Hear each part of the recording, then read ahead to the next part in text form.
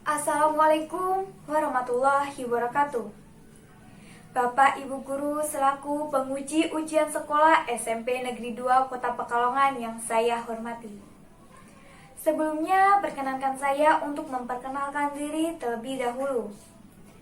Saya atas nama Farah Nabila dari kelas 9E nomor absen 8 ingin melaksanakan ujian praktik dalam mapel Pendidikan Pancasila dan Kewarganegaraan.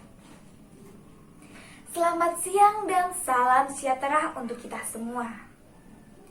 Sebelumnya, tahukah Anda bahwa banyak anak-anak Indonesia yang tumbuh tanpa seorang ayah?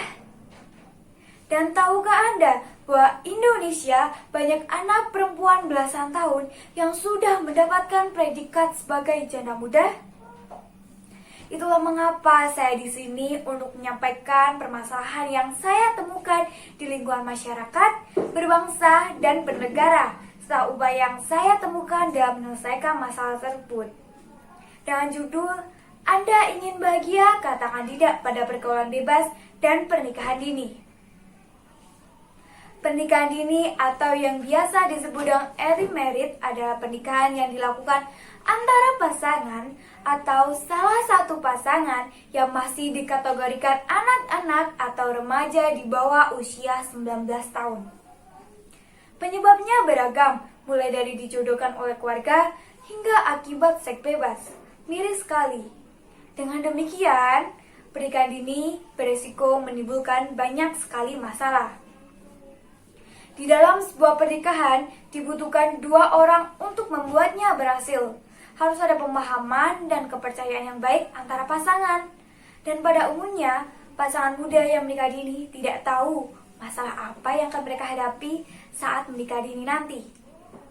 Berikut ini akan saya sampaikan beberapa masalah yang muncul ketika menghadapi pernikahan dini. Yang pertama, pasangan muda yang menikah dini tidak tahu bagaimana memikul sebuah tanggung jawab. Mereka masih muda dalam berpikir dan masih harus banyak belajar tentang sebuah pernikahan. Yang kedua, saat remaja menikah dini pada usia belia, masa muda mereka terganggu.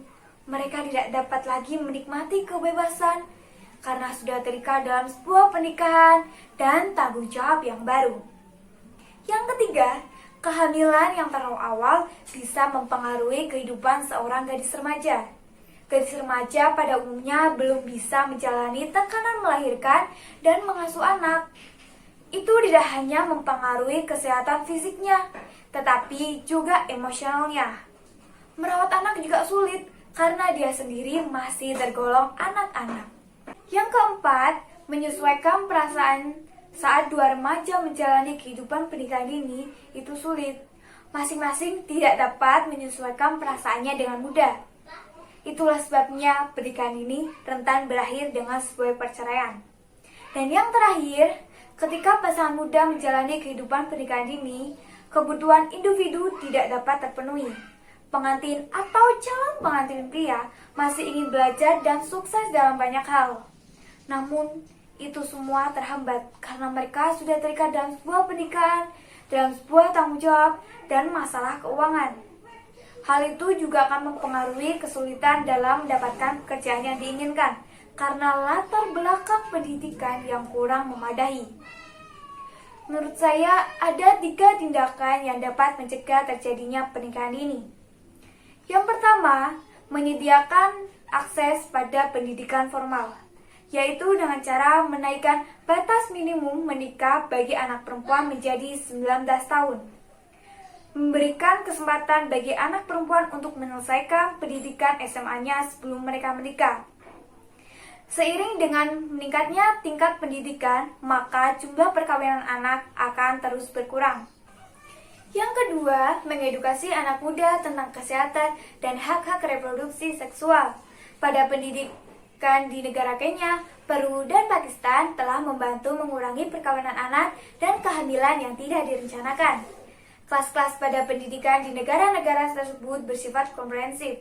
Anak-anak dapat belajar tentang isu-isu seputar hak asasi manusia, ketidaksetaraan gender, serta kekuasaan dalam hubungan. Yang ketiga, mempromosikan kesetaraan gender di tingkat akar rumput. Anak perempuan lebih rentan pada pernikahan anak karena adanya persepsi dan ekspektasi masyarakat pada domestik anak perempuan. Menurut penelitian Institut Celtus tahun 2017, anak perempuan dianggap siap untuk menikah ketika mereka sudah bisa mengurus keluarga dengan baik.